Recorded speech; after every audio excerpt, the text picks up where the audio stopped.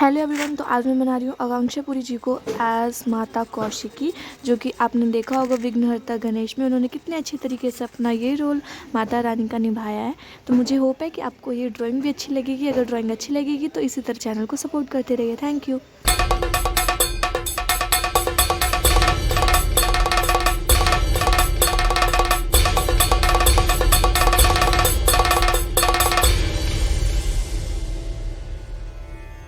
I get